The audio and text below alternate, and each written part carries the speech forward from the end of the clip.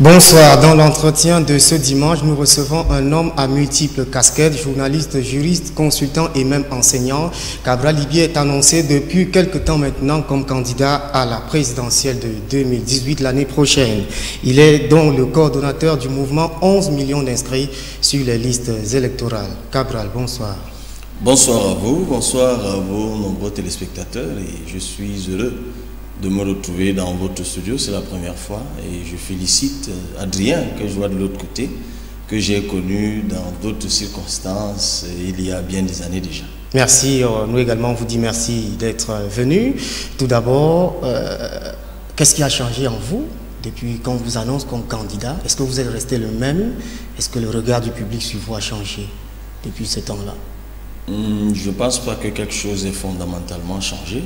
Mon emploi du temps, certainement, parce que je m'implique, j'ai envie de dire 24 heures sur 24 à l'atteinte de l'objectif que j'ai fixé aux compatriotes, 11 millions d'inscrits sur les listes électorales, mais pour le reste, je reste à peu près, je crois, le même nombre, mais vous êtes mieux placé pour en juger. C'est vous qui pouvez me dire s'il y a eu une modification en apparence ou substantielle dans ma façon d'être ou de me comporter. Et il y a quelque temps, vous n'avez pas vu beaucoup dans les médias aussi.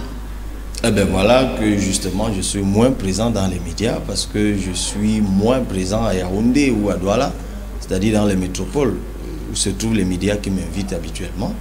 Je suis sur le terrain et quand même je suis à Yaoundé ou à Douala, encore que mon absence dans les médias a précédé. Et le buzz autour de mon éventuelle candidature ou encore le démarrage de l'opération 11 millions d'inscrits, avant ça déjà je m'étais quelque peu retiré des médias, d'abord pour des raisons académiques, il fallait que j'avance dans mes travaux et aussi je méditais sur la meilleure façon pour moi d'entrer en politique ou d'annoncer mon entrée en politique. À l'heure où nous sommes, la candidature est toujours éventuelle? Mais bien sûr qu'elle est toujours éventuelle. Ce n'est pas une priorité actuellement. Je suis toujours étonné de voir que dans des environnements comme les nôtres, il y ait des compatriotes, et c'est tout à fait louable et respectable, qui s'empressent d'annoncer la candidature ou leur candidature comme si c'était un amusement. C'est pour ça que je dis que pour moi, la politique samba, je ne la fais pas. Samba pour revenir au carnaval brésilien, je crois. Non, c'est pas, la politique, c'est pas, le champ politique n'est pas un espace de défilé ou de grimace. Bon, je pense que, surtout à des responsabilités comme celle-là, je pense que ça nécessite plus de sérieux, plus de profondeur, plus de méditation, plus de préparation. Et puis, s'empresser d'annoncer sa candidature alors que même les vieux candidats, les vieux candidats, ceux qui en seront à leur 5e tentative ou à leur énième réélection, eux-mêmes ne sont pas pressés d'annoncer les leurs. Je ne vois pas pourquoi, parce que justement, ceux qui ont même l'expérience de cette affaire savent que ce n'est pas un amusement, il faut se préparer pour y aller. Donc, lorsque j'ai annoncé que j'entrais officiellement en politique en 2018 et que je serais porteur d'un projet de société, beaucoup de compatriotes ont bien accueilli la nouvelle et l'ont entendu comme étant une annonce de candidature à l'élection présidentielle. Du coup, moi, j'ai pris ça comme un appel du peuple, un appel authentique du peuple. Je me suis senti honoré que mes compatriotes, en tout cas une bonne partie de mes compatriotes, me prêtent un tel destin. Ce n'est certainement pas par hasard. Mes multiples apparitions médiatiques, les positions que j'ai pu prendre sur un ou deux sujets. En tout cas, vous n'êtes pas opposé à cet appel du peuple. J'étais en train de dire que je crois que ça a un fondement. Je pense que je suis un homme public depuis des années déjà. Et ceux qui observent ou regardent les hommes publics ne prêtent pas à tous ces hommes publics un destin présidentiel. Alors, si à moi, ceux qui m'ont souvent regardé à la télé, ceux qui ont échangé avec moi, ceux qui m'ont vu sur d'autres terrains, pensent que je peux être président de la République, ça veut dire qu'ils pensent que je suis différent de tous les autres hommes publics ou alors d'une partie d'autres hommes publics.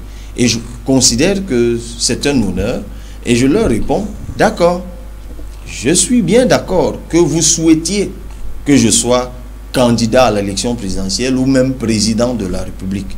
Mais pour y arriver, c'est vrai, le quartier Toudi n'est pas bien loin de ma demeure, mais pour y entrer comme président, il faut avoir été élu. Et pour être élu, il faut des électeurs.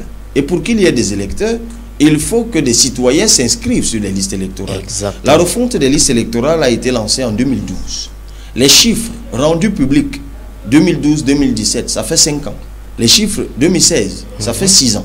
Les chiffres rendus publics en décembre 2016 par les autorités de l'ECAM faisaient état de seulement 6 500 000 inscrits pour une refonte qui a commencé en 2012. Ça veut dire un chiffre qui présente un déficit d'au moins 1 million comparé à celui de 2011. C'est-à-dire la veille, l'année d'avant la refonte, qui était l'année électorale. Curieusement, la population du Cameroun, c'était d'environ 20 millions. Si on se fonde sur les chiffres du troisième recensement de la population rendu public par le BUCREP, ça a été fait en 2005 mais publié en 2010. Et eux-mêmes nous disaient déjà dans ces chiffres que le taux de croissance moyen de la population était de 3,1%, encore que c'est le même qu'il y avait sur le dernier recensement fait à Paraï, je crois que c'était en 85. Donc, s'il y a donc un taux de bond démographique, oui, un taux d'augmentation ou de croissance démographique de 3,1%, nous serions donc aujourd'hui, en 2017, à environ 26 millions ou 27 millions par là. Et la population en âge de voter dans ces 26 millions, 27 millions, aussi entre 13 et 14 millions. Avec ceci de particulier que au moins la majorité de cette population en âge de voter est jeune. Parce que déjà globalement, la population camerounaise est très juvénile. Les moins de 45 ans représentent environ 65%, 64,2%. Ce sont toujours les chiffres du BUCREP, moi je n'en crée pas. Alors, si on n'est qu'à 6 millions et demi, ça veut dire qu'on est à peine la moitié du potentiel électoral. Alors, à quoi ça sert de s'empresser d'aller à une élection présidentielle alors que la majorité des gens qui vous disent qu'ils souhaitent que vous soyez candidat ne sont pas inscrits sur la liste électorale? J'ai donc dit, commençons par le commencement. Inscrivons-nous sur les listes électorales. Et puis une fois que nous sommes inscrits, nous allons aborder le sujet qui vous tient tant à cœur, celui de ma potentielle ou mon éventuelle candidature à l'élection présidentielle. Exactement. Donc, la question n'est pas rejetée, la question n'est pas exclue, l'éventualité n'est pas exclue, mais ce n'est pas le moment d'en parler. D'accord, vous êtes entré en politique sous un mouvement 11 millions d'inscrits sur les listes électorales. Comment fonctionne ce mouvement de manière générale? Le mouvement fonctionne de façon très simple. J'ai lancé un objectif à mes compatriotes, et puis votre question se rapporte au fonctionnement concret sur le terrain. Très simple, il n'y a pas de magie. Les personnes qui acceptent de rentrer dans l'atteinte, dans le mouvement d'atteinte, le processus d'atteinte de cet objectif, me le font savoir. Ou le font savoir à une coordination nationale qui existe. C'est une coordination nationale qui est simple. Il y a un coordonnateur du mouvement que je suis. Il y a un secrétaire général du mouvement que vous ne connaissez pas encore.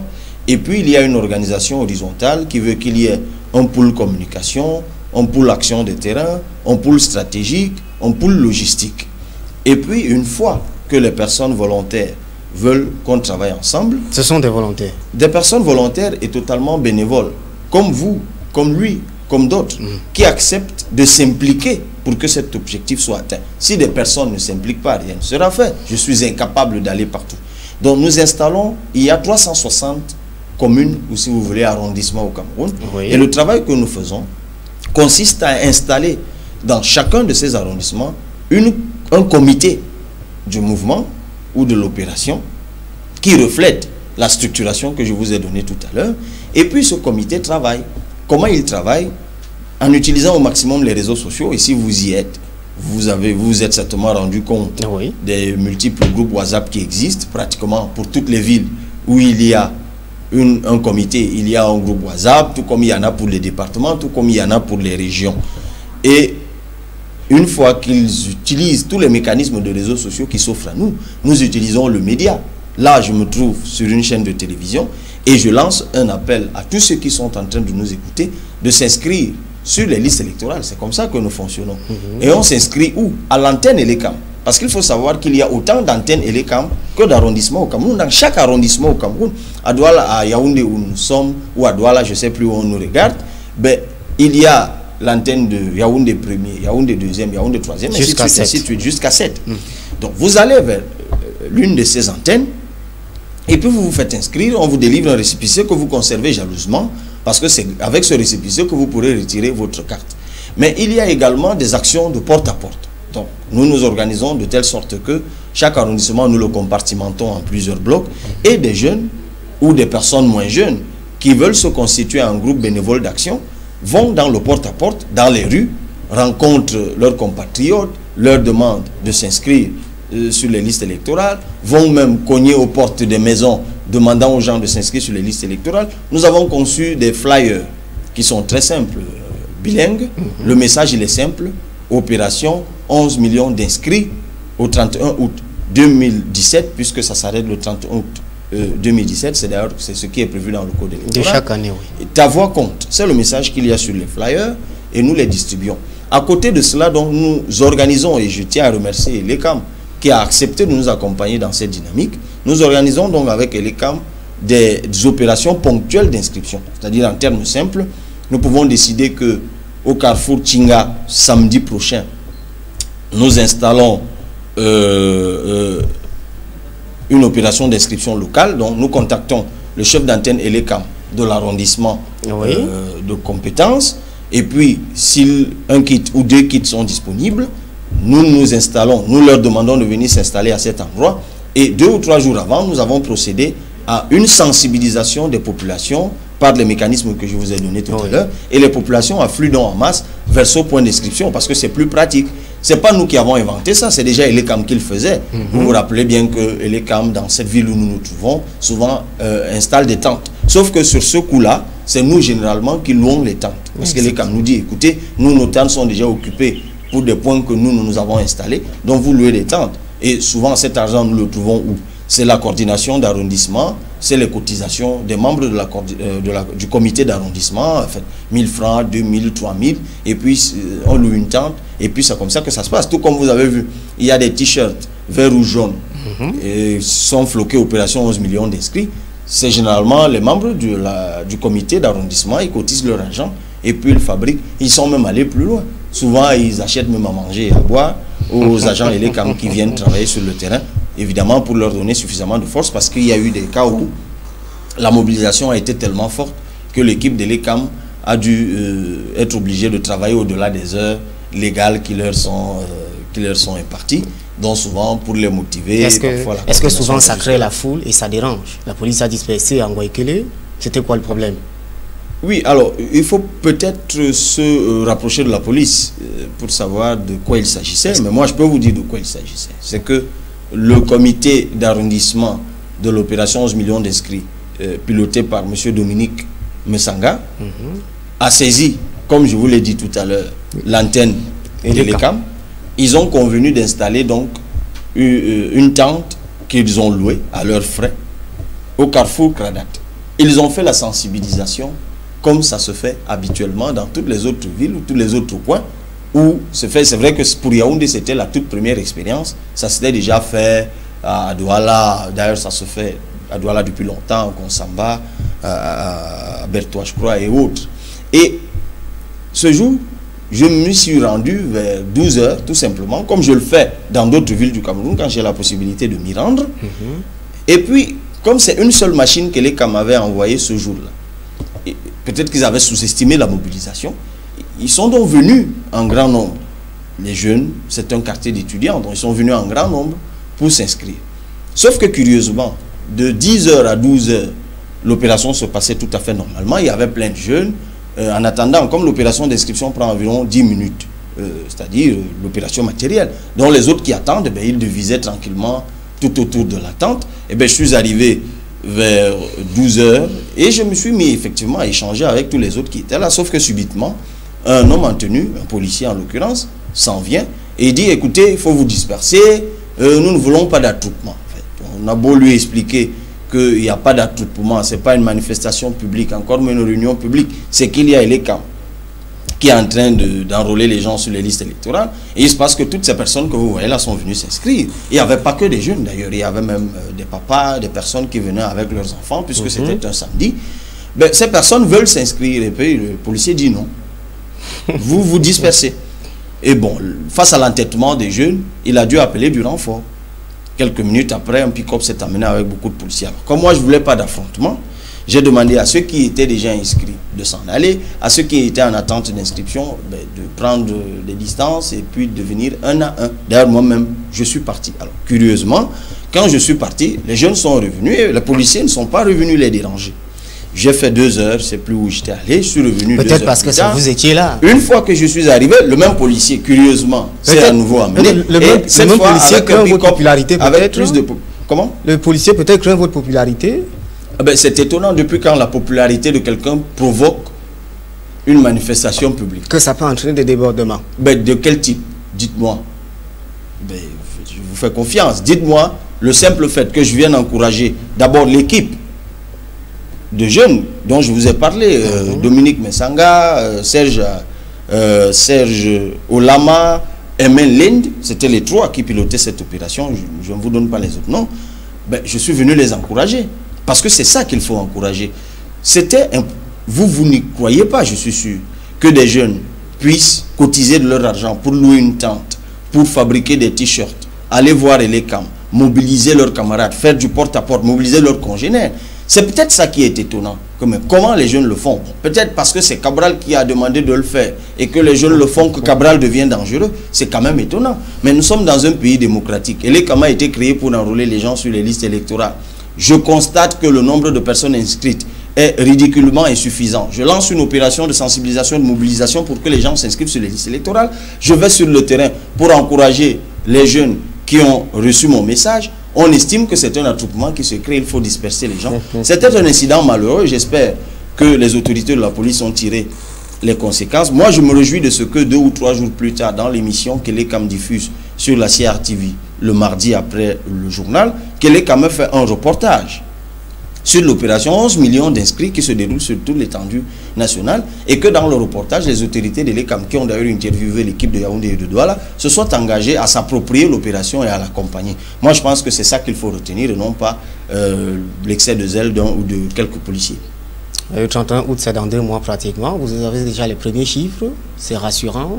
C'est pas rassurant. Je le dis, c'est pas rassurant parce que le premier bilan, la première opération sur le terrain a été lancée le 27 mai, dont nous en sommes à 1 mois. Oui. Il nous reste 2 mois. Les chiffres qui nous sont donnés par l'ECAM pour le mois dernier, c'était d'environ 500 000 inscrits de plus. Ça, c'est sans compter ce que l'ECAM avait déjà pu faire lui-même. Donc, c'est insuffisant. C'est pour ça que nous redoublons de communication, de sensibilisation. Moi, je reste confiant. Nous irons partout où nous pourrons arriver. Nous allons nous rendre à l'extrême nord, au nord, dans la Damawa, à l'ouest, c'était déjà le cas hier, puisque nous sommes en train d'enregistrer un dimanche. Nous allons à l'ouest, nous irons partout, au nord-ouest, au sud-ouest. Heureusement, au fur et à mesure qu'on avance, il y a des jeunes qui nous contactent, un peu comme je vous ai dit tout à l'heure, et qui nous disent, ouais, moi je suis à Tibati, j'ai constitué un groupe de jeunes ici, nous travaillons. Moi je suis à Loum, nous travaillons ici. Moi je suis à Mokolo, moi je suis à Moulvoudaï. C'est comme ça qu'on est en train de travailler. Et je rends gloire à Dieu parce qu'au fur et à mesure qu'on avance, la sensibilisation touche davantage de personnes. Je ne compte pas le nombre de personnes, et pas seulement jeunes, des femmes d'âge mûr, d'hommes d'âge mûr, qui me disent, Cabral, moi je ne m'étais jamais inscrit sur une liste électorale, mais cette fois que cela concourt à l'éventualité de ta candidature à l'élection présidentielle, ben nous on s'inscrit parce que nous on s'est dit, il faut qu'on atteigne les 11 millions d'inscrits, et là, on verra comment tu refuseras d'être candidat. Et je leur dis, écoutez, c'est tout ce que je vous demande. Ça veut dire que votre discours est déjà passé. Il est en train de passer et je m'en félicite. Et je félicite tous ceux qui m'accompagnent, qui ont accepté de m'accompagner. C'est difficile. Vous savez, nous sommes dans un pays où, sans argent, pas seulement ici, sans argent, c'est parfois difficile de faire un certain nombre de choses. Exactement. Mais même sans argent, parce que justement, puisque je suis assis sur votre chaîne de télé, il y a des gens qui sont en train de m'écouter. Il y en a qui, après m'avoir écouté là tout de suite, iront s'inscrire demain. C'est comme ça que ça se passe. Et je leur dis, c'est ça la clé. Parce que figurez-vous, c'est peut-être une question que vous m'apprêtez à poser, peut-être j'anticipe. Parce que la vraie question, c'est pourquoi les gens ne s'inscrivaient pas sur les listes électorales. Exactement. Eh bien, je le sais. Parce que ce qu'ils disent, c'est que c'est verrouillé. Ça ne sert à rien. Et les CAM est à la solde. Justement, du c'est la président question Biya. que je voulais vous poser sous un autre angle. Plus de Camerounais inscrits sur les listes électorales, plus de Camerounais qui votent. Qu'est-ce que ça change à l'élection? Est-ce que ça empêche la fraude? Mais par oui, exemple? que ça va empêcher la fraude. Parce que justement, il y a plein de gens qui me disent, Cabral, ben bon, ça sert à rien, on ne s'inscrit plus parce que c'est pipé d'avance. C'est faux. Rien n'est joué d'avance. Je suis juriste de formation. Il m'arrive même d'enseigner le droit. Je dispense. Le doyen m'a permis de dispenser des travaux dirigés à l'université de Yaoundé 2 en faculté de droit. Je connais le code électoral. Lorsque ce code électoral a été voté en 2012, en avril 2012, je fais partie de ceux qui ont publié dans les journaux, démontrant quelles en étaient les insuffisances. Donc je suis le premier à pouvoir vous démontrer à quel point le code électoral a des verrous. Mais en fait, il n'y a pas que le code électoral, il y a le système tout entier. Parce que si on dit que Elekame est à la solde du président, ce qui de mon point de vue n'est pas toujours vrai. Parce que figurez-vous que toutes les personnes qui travaillent à Elekame ne sont pas des anciens RDPcistes. Ça c'est une chose. Mais vous me direz également, mais c'est lui qui les est, magistrats, oui d'accord, au conseil électoral notamment, pas forcément dans l'antenne des EKA ou de Yaoundé 5 ou ailleurs. Ça c'est une chose. L'autre chose c'est qu'effectivement quand vous voyez le déroulement d'une élection avec les différentes commissions locales et départementales et tout le reste qui sont composées généralement de qui?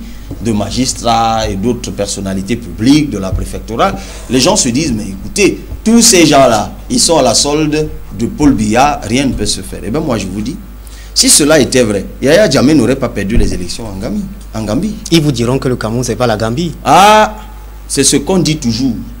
Mais attendons de voir. Parce que moi, je vais vous dire, s'il y a plusieurs personnes inscrites sur les listes électorales, il y a plusieurs votants, et il y a donc plusieurs personnes susceptibles de surveiller le vote. Pourquoi la fraude se fait? Où la fraude se fait-elle? Parce que elle se fait dans les bureaux de vote. Et pourquoi? Il y a moins de représentants. Mais parce qu'il y a généralement que le représentant du RDPC.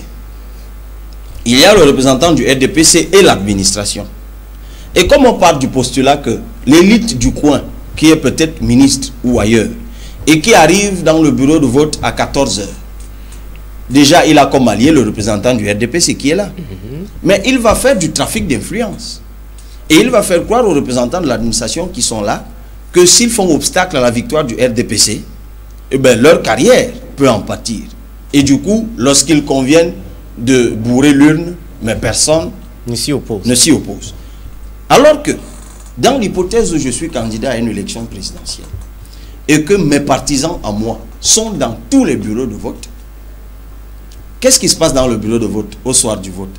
On établit un PV identique pour tous ceux qui sont dans le bureau de vote. C'est-à-dire que s'il y a 5 partis politiques en compétition, on fait un PV identique à tous les 5 partis politiques. Ça veut dire que mes représentants auront leur PV. Ça veut dire que pour publier les résultats des élections, on n'a même pas besoin d'attendre les 2 semaines. Parce qu'il suffit que nous centralisions nos PV. Si vous êtes, c'est une hypothèse d'école, vous êtes mon représentant ou le représentant du parti politique qui m'aura ou qui m'aurait investi à l'élection présidentielle. Heureusement que c'est vraiment une hypothèse. Et que vous êtes à Mora. Et que à 17 h ou à 18 h, lorsqu'on a fermé le bureau de vote, oui, vous êtes journaliste, vous n'êtes pas partisan. Encore qu'il y a des journalistes partisans, c'est un autre débat. Et d'ailleurs, quand même vous le seriez, ce ne serait pas un crime en tout cas. Un crime. Oui. Donc d'ailleurs, je vous suggère, si je suis candidat, je vous propose d'être un militant de ma cause et pas d'un parti politique, c'est un autre débat. Exact, on en reparlera. Donc, on en reparle. On suppose donc que vous êtes en Raoundéré ou à Mora et qu'à 18 h, vous avez le PV. Mais vous avez un téléphone Android là, il me semble. Vous filmez le PV. Parce qu'on suppose qu'on peut couper Internet. Mais si on n'a pas coupé Internet, je dis qu'on suppose qu'on peut couper Internet parce qu'on a coupé Internet au Congo. Et comme nous savons suivre le bon exemple, il n'est pas interdit que Paul Biya décide de couper Internet le jour de l'élection. On l'a déjà fait à Bamenda. Oui, mais ça reste quand même que vous avez le PV. Donc vous pouvez prendre la voiture et arriver à Yaoundé et me donner le PV. Alors, si dans les 25 000, en 2011, il y avait 22 875 bureaux de vote, selon ce que m'a dit quelqu'un qui y a participé, supposons même qu'on augmente même 30 000. Mais si les 30 000 personnes qui représentent le parti qui m'a investi reviennent le lendemain ou 2 jours plus tard même, pour ceux qui sont très éloignés, avec chacun le PV de son bureau de vote, on n'aurait pas besoin d'attendre la proclamation des résultats par la Cour suprême. Puisque sur la base des PV, partie des bureaux de vote que nous aurons, nous pourrons nous-mêmes savoir si on a gagné ou pas, en attendant la proclamation légale par la Cour suprême.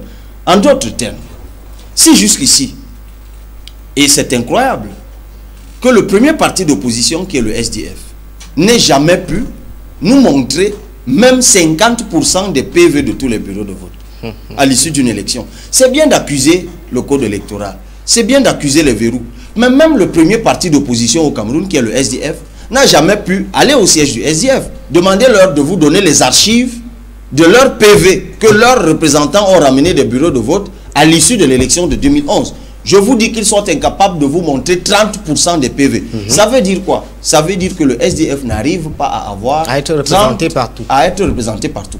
Il arrive aussi que vous soyez représenté, mais qu'on corrompe vos représentants. Ça aussi, ça peut arriver. C'est arrivé au Gabon avec le Haut-Ogooué. Jean-Pierre n'a jamais pu avoir les PV des bureaux de vote du Haut-Ogooué parce que ses représentants, dit-on, avaient reçu chacun 10 millions en cours de route et avaient fondu dans la nature et avaient donc vendu le PV qu'ils avaient. Ça aussi, ça peut arriver. Mais ça n'arrive, mais d'accord, supposons que là où vous avez quand même pu avoir des représentants fidèles, ils vous ramènent quand même 60% des PV, même 70% des PV. Mais si sur ces 70% vous êtes perdant, puisque ce sont des PV authentiques, ce n'est pas la Cour suprême qui vous apprendra que vous êtes perdant. Si vous êtes gagnant, ce n'est pas la Cour suprême qui vous apprendra que vous êtes gagnant. Vous pourrez vous-même proclamer les résultats. Oui. Donc, en fait, ce que j'essaie de vous dire, c'est que si vous êtes 11 millions d'inscrits, alors là j'ai pris un exemple qui me concerne et qui vous concerne, mais ça, vous pouvez mettre à la place de Cabral Libye, dans l'hypothèse d'école que je viens de mobiliser, Frundi, Olivier Billet, Kawala et tout n'importe quel autre candidat. En d'autres termes, si vous avez 11 millions d'inscrits, vous avez 11 millions de votants, vous avez donc potentiellement une masse populaire suffisante pour être présente dans tous les bureaux de vote. Parce que si vous avez 25 000 bureaux de vote, il vous faut 25 000 scrutateurs. Si vous voulez même en mettre 2, vous aurez 50 000 scrutateurs. Si vous voulez en mettre 3, ça vous vaudra 75 000 scrutateurs. Mais ces scrutateurs, s'ils sont des personnes inscrites, s'ils sont des personnes engagées, ils vont veiller sur le vote. Ce que je dis là n'est pas une invention. C'est facile à comprendre, n'est-ce pas? Mais c'est pour ça que je dis, inscrivons-nous d'abord sur les listes électorales et puis parlons de candidature. Si jamais à l'issue de cette élection, les 11 000 personnes qui se seront inscrites votent toutes pour Paul Biya, je serai le premier ce jour-là à m'incliner, si jamais je suis candidat, à m'incliner et à lui faire une lettre de félicitations. J'espère aussi que si c'est moi qui gagne au cas où je suis candidat, qu'il s'inclinera aussi. Quel sera dans le projet sur lequel vous serez élu? Justement, après les inscriptions sur les listes électorales, ça s'arrête quand même le 31 août. Et il s'écoulera encore combien de mois? Septembre, octobre, novembre, décembre, janvier, pour que nous arrivions en 2018, qui est l'année électorale. Ça veut dire que nous avons 5 mois pour parler de projet. Parce qu'en ce moment-là, des gens sont inscrits. Parce que c'est ceux qui sont inscrits qui comptent. Quand vous n'êtes pas inscrit sur une liste électorale, même le projet ne vous intéresse pas, puisque de toute façon, vous n'êtes pas en position de le sanctionner. Ce qui est sûr, c'est que ce n'est pas en 5 mois que vous allez repenser le projet. Non, le projet est déjà en train d'être pensé. Il y a une équipe qui travaille là-dessus. Donc, une fois que les opérations d'inscription sont terminées, le projet de société que j'ai annoncé moi-même sera donc rendu public par les moyens de communication qui sont en train d'être préparés. Et cette fois, peut-être on ira même au-delà des médias traditionnels. Oui. Ça a toujours quelque chose. Le projet? Oui. Mais bien sûr. Qu'on peut annoncer avant les canaux normaux. Mais pourquoi vous diriez projet phare? Mais je vous dis par exemple que nous sommes en train de travailler sur la réforme du service public. Oui. Le service public. Comment on peut être dans un état où les gens sont allègrement assis dans les bureaux et demandent tous les jours l'augmentation de salaire? Eh bien moi je vais vous dire, moi président de la République, j'harmoniserai les salaires. Première chose, parce que je n'arrive pas à comprendre que quelqu'un qui a une licence et qui est professeur de lycée gagne 250 000. Quelqu'un qui a la même licence et parce qu'il travaille à la CNPS gagne 4 fois le salaire du professeur de lycée. Voilà, SNH. Je ne trouve pas ça normal. On harmonise les salaires et puis on met un système de performance. Pour moi, vous pouvez être capable de gagner 2 fois votre salaire par mois si vous atteignez les objectifs de performance qui sont liés à l'assiduité, qui sont liés à la ponctualité, qui sont liés à la satisfaction de l'usager. vous verrez que dans cette perspective, on ne fera même plus le débat des heures de travail.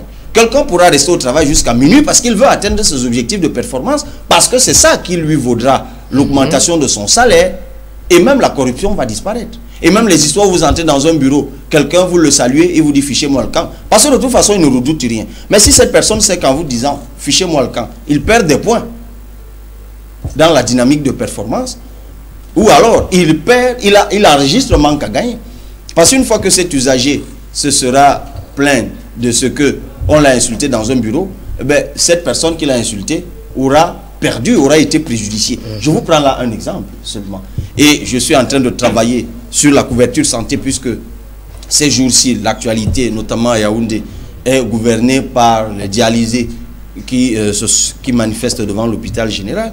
Je suis en train de travailler, si vous voulez, avec le CIMEC, ce syndicat des médecins, oui, et avec d'autres médecins, sur le meilleur système de couverture santé. Moi, je n'arrive toujours pas à comprendre que nous soyons dans un pays où quand vous tombez malade, vous mourrez de stress, non pas de maladie. Parce que vous allez à l'hôpital, si vous n'avez pas le moindre copec, personne ne prend soin de vous. Et allez voir comment les médecins se comportent dans les hôpitaux, mais forcément, ils auront changé de comportement. Parce que j'aurais mis le système de performance. Aucun médecin ne se montrera plus jamais désinvolte dans un hôpital, parce que ça va le préjudicier. Et on va mettre sur pied un système de couverture santé.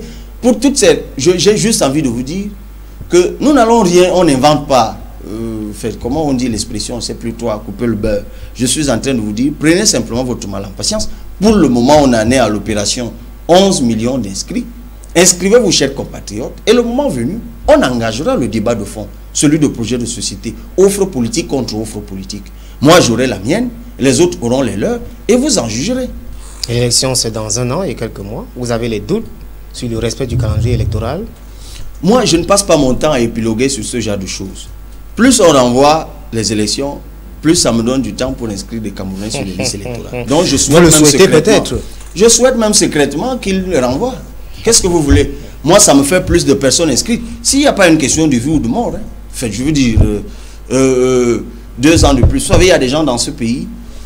Si je vous dis, en 2011, il y avait un ministre de l'administration territoriale qu'on appelait Marafa Amidou Yaya. Il faut voir comment il se comportait en 2011 avec ces élections. C'est lui qui avait annoncé l'informatisation du fichier. On allait dans le fichier, on ne trouvait rien. Il était d'une arrogance incroyable. Mais 7 ans plus tard, il est où? L'arrogance, ça l'a peut-être ramené là où on... Oui, mais ce que je suis en train de vous dire... Non, c'était en 2004 qu'il était minable. Oui. Je suis en train de vous dire que le temps... Il y en a qui pensent que le temps joue à leur faveur. Ben écoutez, le temps joue à la faveur de tout le monde. Et moi, je vous dis, je suis juriste. Je sais dans quelles conditions on peut repousser le calendrier électoral. Je verrai comment ils vont tripatouiller ou jongler avec la Constitution. Vraiment, c'est des débats. Parfois, je lis ce qu'on dit dans la presse. Je dis, bon, écoutez, je n'ai pas le temps à consacrer à ça. J'ai ma Constitution, j'ai mon code électoral. Je sais dans quelles conditions on peut renvoyer une élection, dans quel délai on peut renvoyer une élection. Je sais très bien dans quel cadrage de temps tout ça se fait. Et moi, j'ai un plan A, un plan B, un plan C, un plan D. Donc, je dis aux Camerounais, arrêtons de nous arrêter à chialer sur les humeurs de Paul Biya. S'il veut repousser, qu'il repousse, tant que c'est légal. Donc, il a des marges légales qui lui sont offertes pour faire quoi que ce soit en matière électorale. Je sais ce qu'il peut faire, dans quel cadrage légal cela lui est autorisé. Donc, tant qu'il s'inscrit dans ce cadrage, moi, je m'adapte à tous les cas de figure possibles. Et moi, je vous dis, même dans l'hypothèse d'un ajournement du calendrier électoral, moi, je vous le dis, ça me laisse le temps, d'inscrire les gens sur les listes électorales, de mieux vous préparer, de mieux présenter mon projet de société, donc de mieux me présenter, et mieux encore, d'organiser les gens, peut-être dans l'hypothèse d'une candidature unique. Qui sait? Mais bon, tout ça, c'est des choses qu'on va aborder le moment venu. Donc moi, je ne stresse pas pour des affaires de calendrier électoral. Exactement. Il peut arriver justement demain que vous dirigez ce Cameroun-là, mais avant d'en arriver là, le Cameroun d'aujourd'hui, c'est l'endettement, c'est le scandale et les drames à l'église, c'est la crise anglophone, c'est les conflits dans les fédérations, et que sais-je encore, grève des médecins, grève des enseignants. Avec quel œil vous regardez le Cameroun d'aujourd'hui? Non, le Cameroun, et ce n'est pas moi qui le dis, traverse des crises interminables. Mais cela est la traduction de quoi? De l'incompétence managériale. C'est quand on est incapable de diriger un pays qu'il se délite, que ça pète de partout, que chacun fait ce qu'il veut, n'importe comment. C'est parce qu'il n'y a pas de régulation. C'est parce qu'il n'y a pas quelqu'un qui veille. Mais bon, vous me dites qu'il y a un président qui est très sage et qui est très compétent depuis 35 ans avec ses C'est pas moi qui le dis. Ses résultats élogieux. Peut-être c'est l'imagerie populaire qui dit, c'est pas oui, vous. mais écoutez, je vous dis que c'est la traduction de l'incompétence managériale. Parce qu'un point comme nous prenons le cas de l'endettement parce que ça défraie la chronique. Oui. Le Cameroun a atteint le point d'achèvement en 2006. À quel prix? Au prix de lourds sacrifices sociaux. On a atteint le point d'achèvement. Lorsqu'on a atteint le point d'achèvement, on a mis notre endettement à zéro. De quelle promesse n'avait-on pas entendu parler? On va faire ci, on va faire ça. 9 ans plus tard, ou d'ailleurs plus, 2006, 2017, ça fait 11 ans plus tard. Le Cameroun est entré, pour ceux qui ont lu le communiqué qui a été publié le 27 juin sur le site du FMI, nous sommes entrés dans un nouveau plan d'ajustement structurel. Exactement au FMI. C'est appuyé par la FEC. La FEC, c'est, je ne sais plus, facilité élargie au crédit. En fait, c'est un guichet de fonds fiduciaires qui a été créé par le FMI pour donner un autre visage au PAS, au programme d'ajustement structurel, un visage plus adapté aux spécificités des pays. Mais personne ne vous parle de la lettre d'intention, puisque en fait, pour y accéder, il faut une lettre d'intention pays, où le pays s'engage à faire un certain nombre de restrictions. Aujourd'hui, on vous dit qu'il y a un assainissement budgétaire qui aura lieu, d'accord? On vous dit qu'il y a des réformes budgétaires pour augmenter les recettes non pétrolières. Ça veut dire l'élargissement de l'assiette fiscale. D'accord, élargissement de l'assiette fiscale. Mais quand vous faites l'élargissement de l'assiette fiscale, dans un pays où on a signé des accords de partenariat économique, où on a étriqué le champ de la fiscalité, ça veut dire que c'est sur les citoyens comme toi et moi que la pression fiscale sera plus forte. Comment on a pu entrer dans un programme d'ajustement structurel seulement 10 ans après l'effacement total de la dette? Ben, les raisons qu'on vous donne aujourd'hui, dans le discours officiel, c'est que c'est Boko Haram. Oui. Les dépenses sécuritaires. C'est que c'est les chocs pétroliers. D'accord, prenons Boko Haram. On atteint le point d'achèvement en 2006, on est d'accord. Le premier attentat de Boko Haram au Cameroun date de quand? Je vais vous dire, le 12 juillet 2015. C'était à Kolofata. Entre 2006 et 2015, il s'écoule 9 ans. Il n'y a pas de dépenses sécuritaires. Oui. Comment on peut justifier le retour au programme d'ajustement structurel par Boko Haram? Mais arrêtez ça. Choc pétrolier. Oui, en 2008, il y a une baisse drastique du prix du baril de pétrole au Cameroun. Ça a entraîné ce qu'on sait. Les émeutes de la faim, tout ce que vous savez, le prix du carburant avait grimpé. D'accord. Mais ce qu'on ne vous dit pas, c'est qu'un an plus tard, le prix du baril a à nouveau augmenté, atteignant même des pics historiques de 125 $ le baril. Mais en ce moment-là, nous enregistrons des gains, puisque nous sommes un pays exportateur de pétrole. Où vont ces gains? Où vont-ils? Donc, écoutez, c'est l'incurie si nous sommes rentrés dans l'endettement. C'est l'incurie. Mais écoutez, le règlement CEMAC de mars 2007, qui régit la dette publique et la gestion de la dette publique en zone CEMAC, mais le dit très bien, nous avons, la dette est acceptable, le niveau théorique de soutenabilité de la dette, soit 70% du PIB. Le ministre de l'économie vous rappelle tous les jours qu'on n'a même pas encore atteint 40%. Donc ils vont continuer à s'endetter de façon frénétique. Mais pourquoi? Figurez-vous qu'on s'endette pour faire la tuyauterie dans la rue, pour refaire l'eau potable, pour construire des salles de classe. Tout économiste, moi je suis juriste, mais tout économiste, en fait, quand vous avez des ambitions comme les miennes, vous apprenez à toucher à tout. Mais tout économiste à peu près normal vous dira qu'il est incohérent pour l'État de s'endetter pour des investissements de faible rentabilité. Parce que quand vous vous endettez pour refaire la tuyauterie de l'eau potable, quelle est la rentabilité de ce économique qui vous permettra de supporter la dette? Elle est faible, en fait, cette rentabilité. On s'endette pour d'autres types d'investissements. Mais au Cameroun, on s'endette pour ça. On s'endette même pour les salaires. On s'endette pour les dépenses somptuaires. La vérité, c'est que l'atteinte du point d'achèvement a profité à un groupuscule.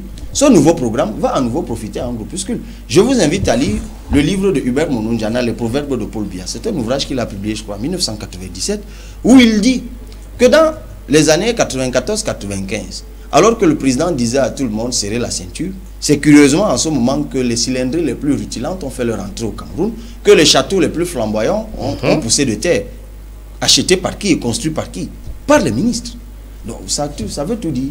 Quand il y a embellie, c'est pour quelques-uns. Quand il y a souffrance, c'est pour tout le monde. Ah, ça veut dire que plus de 30 ans du régime Biya, le peuple camerounais mérite mieux comme dirigeant? Mais absolument. Vous voulez me faire dire peut-être ce que vous pensez. Mais absolument, qu'on mérite un autre président.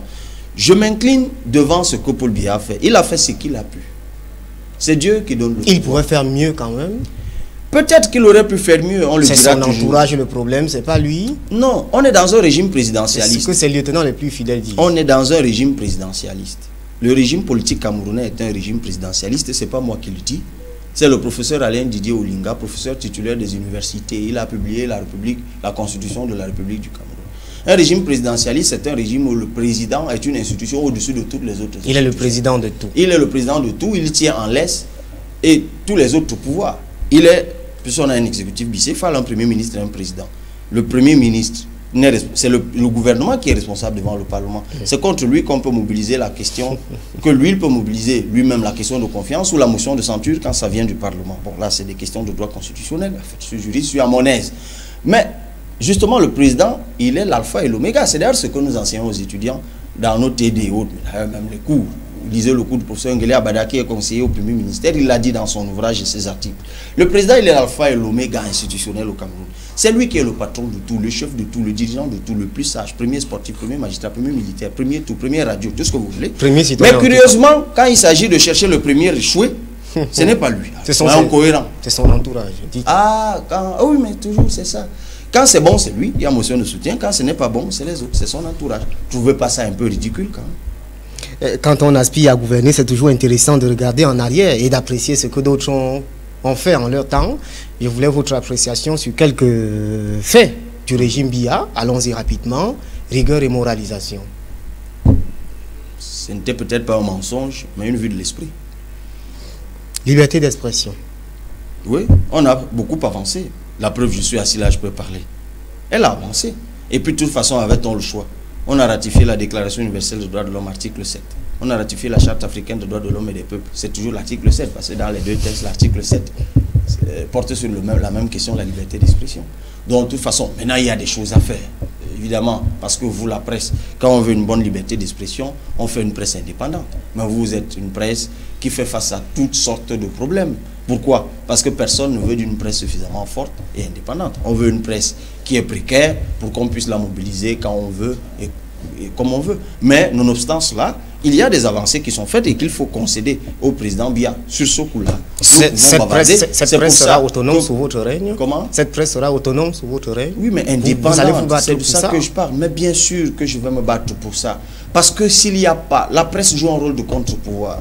Moi, président, je ne voudrais pas être monarque. Je voudrais être un président qui est tout le temps évalué sur ses objectifs. Et j'ai besoin d'une presse qui fait ce travail. Mais évidemment, une presse responsable.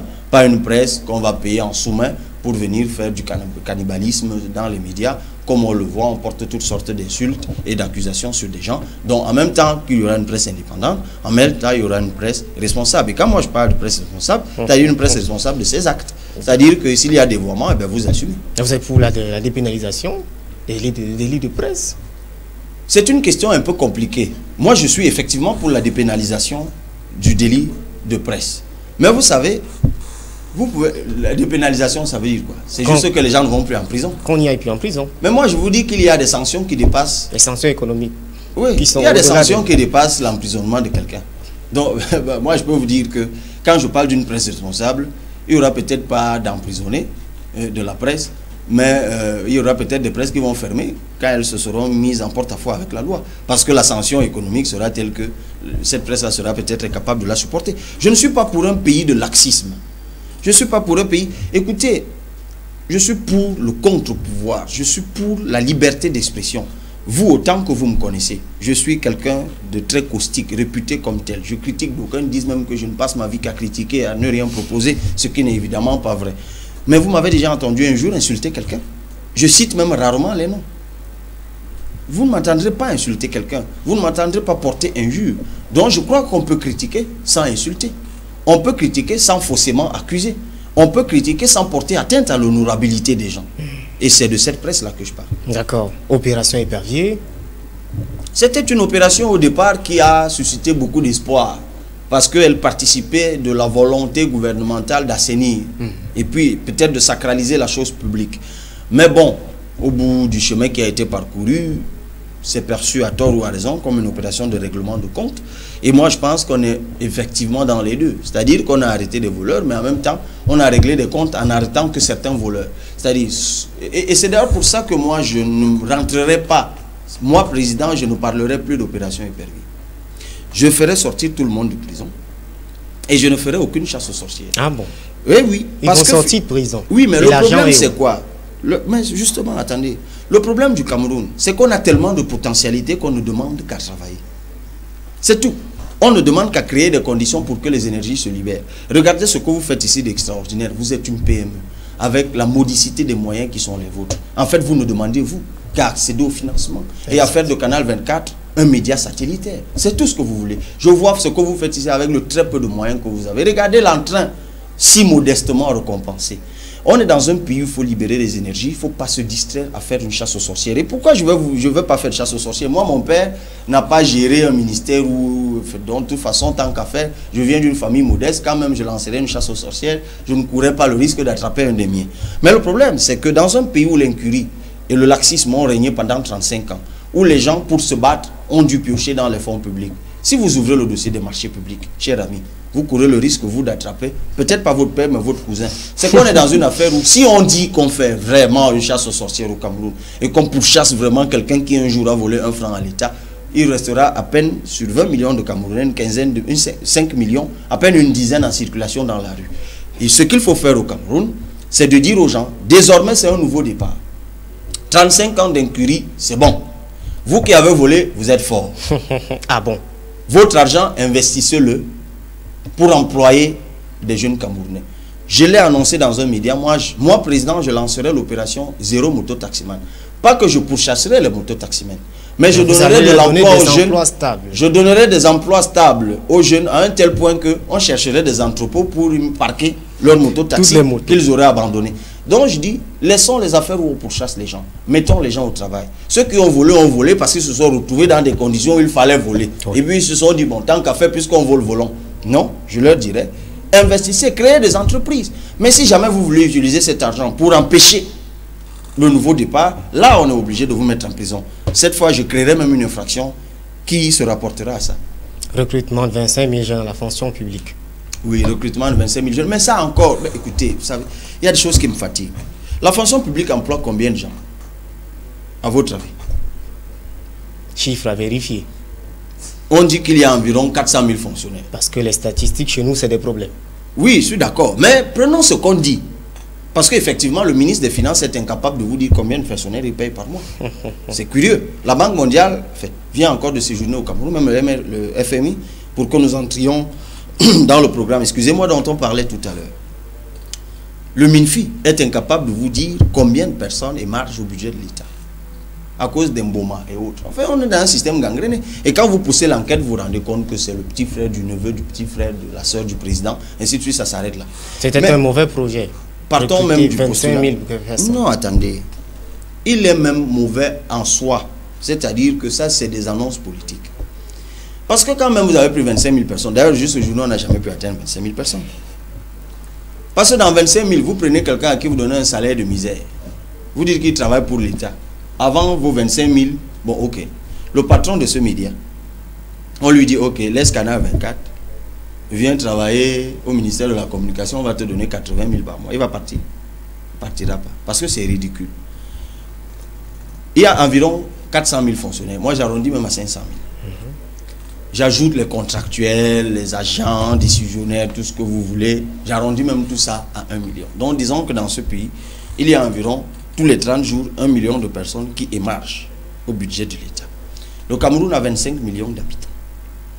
La population active, disons, elle est de moitié. C'est-à-dire, enlevons les vieux, les enfants, les tout-petits, tout ça. Disons qu'il y a 10 millions de personnes qui sont capables de créer de la richesse. Dans un pays où il y a 10 millions de personnes qui peuvent créer de la richesse, l'État ne paye que 1 million. Et on s'amuse à annoncer que 25 000 recrutés, le concours de la police, c'est ça qui va changer le Cameroun. C'est absurde. Les fonctionnaires ne créent pas de la richesse. Tous les pays du monde qui se sont développés par l'initiative privée. On crée des conditions d'éclosion des PME. Qu'ont fait les États-Unis, qu'a fait l'Allemagne, que fait la France et tout le reste. Donc continuez à agiter l'idée que tout le monde doit aller vers la fonction publique. Et c'est pour ça que le système éducatif est mauvais. Parce qu'on fait un système éducatif qui conduit les gens vers la fonction publique. Non. Non. Enfin, écoutez, le moment vient où on aborde les questions d'offres politiques. Oui, c'est une question qu'on pose toujours aux hommes politiques qui ont de l'ambition, surtout en Afrique. Que pense Cabral de l'homosexualité? Mais moi, je suis opposé à l'homosexualité. Mais la question, il ne s'agit pas d'y être opposé ou pas. Moi, je suis opposé à l'homosexualité. Mais en même temps, il y a des études scientifiques qui disent qu'il y a des gens qui sont nés homosexuels. C'est-à-dire qu'on n'arrive pas à justifier. Il y a l'homosexualité de choix. C'est-à-dire que quelqu'un est bien normal avec une femme et des enfants. On a toujours, pour les garçons, il allait avec les filles, et pour les filles, il allait avec les garçons. Et puis un matin, subitement, paf, il choisit, en plus d'avoir une famille hétérosexuelle. Une famille normale. Normale, d'être aussi un peu pédé ou lesbienne. Bon, c'est des choix. La vraie question, c'est celle de la dépénalisation. Oui. Est-ce que vous allez résister à la pression? Faut-il dépénaliser? Mais écoutez, je le dis donc aujourd'hui de façon péremptoire. Moi, président de la République, pour rien au monde, on ne libéraliserait l'homosexualité. Au risque de vous faire taper sur les doigts par les bailleurs de fonds. Je suis même pour qu'elle ne les mette plus en prison. Qu'est-ce qu'on fait d'eux? Je suis pour qu'on leur inflige, ceux qui s'autorisent une homosexualité expansive, qu'on leur inflige des sanctions pécuniaires. C'est-à-dire des sanctions pécuniaires, c'est ce que je dis. C'est-à-dire que des amendes. C'est-à-dire la prison, c'est pas nécessaire. Mais bien au-delà de ça, c'est que, et je lui dis pourquoi, pour la petite frange qui est l'objet d'un dérèglement sexuel. Parce qu'il est effectivement démontré aujourd'hui qu'il y a des gens qui naissent homosexuels. Et c'est des êtres humains, il faut se pencher sur leur situation. Il faut respecter leurs droits. Oui, ils ont aussi droit à la vie. Mais maintenant, on interdit l'homosexualité. C'est-à-dire que même si vous êtes homosexuel, vous pratiquez, vous restez dans votre homosexualité, dans votre famille. Donc, il ne faut même pas imaginer un seul instant que moi, j'autoriserais par exemple l'adoption des enfants par les homosexuels. Parce que justement, si vous adoptez un enfant qui lui n'est pas homosexuel et qui est adopté par un parent homosexuel, il peut croire que l'homosexualité c'est ça la voie. Parce que justement, quand on est tout petit, on adopte ce qu'on voit. Donc, il ne faut même pas imaginer un seul instant que j'autoriserai l'adoption des enfants par les homosexuels, tout comme il ne faut même pas commencer à rêver que j'autoriserai le mariage homosexuel.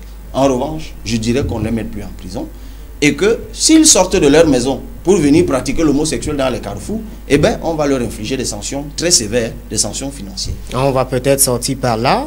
Le projet Cabral, si on peut l'appeler désormais comme ça, est-ce que c'est du mimétisme? Ben non.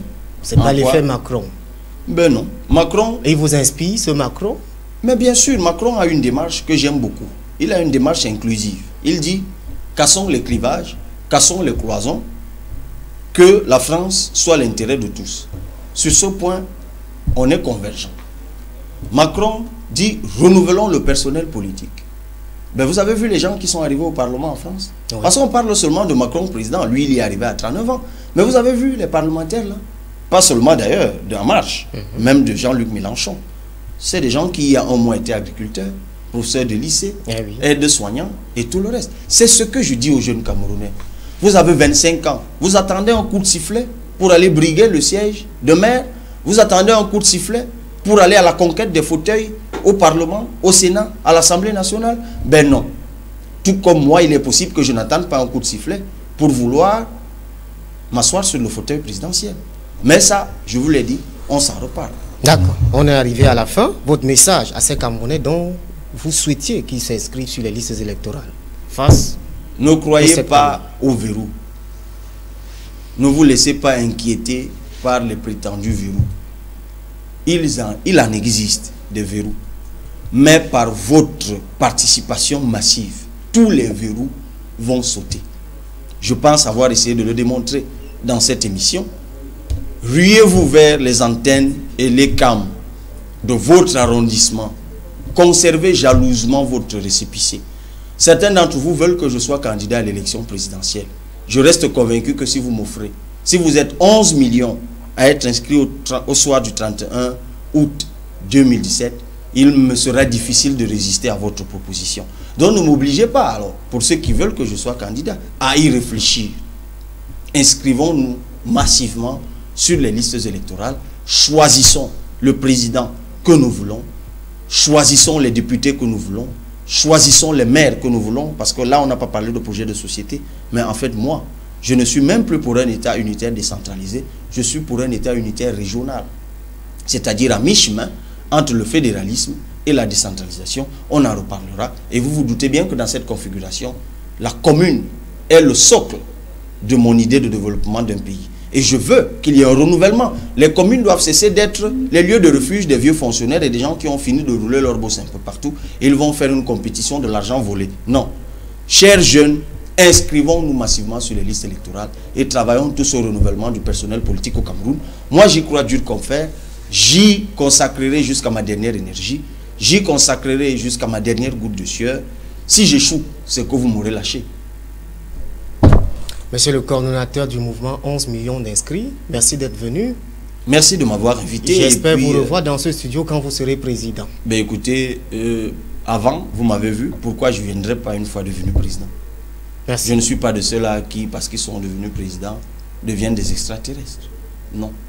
Merci. Et ça aussi, je crois que ailleurs, on l'a vu, un président peut rester un citoyen comme les autres, proche de son peuple et à l'écoute de son peuple. Si jamais je suis candidat et que je suis élu, soyez rassurés, au moins à vous, je l'aurais déjà dit, je serai de ce type-là. Merci. C'était l'entretien 24. Nos programmes se poursuivent. À dimanche.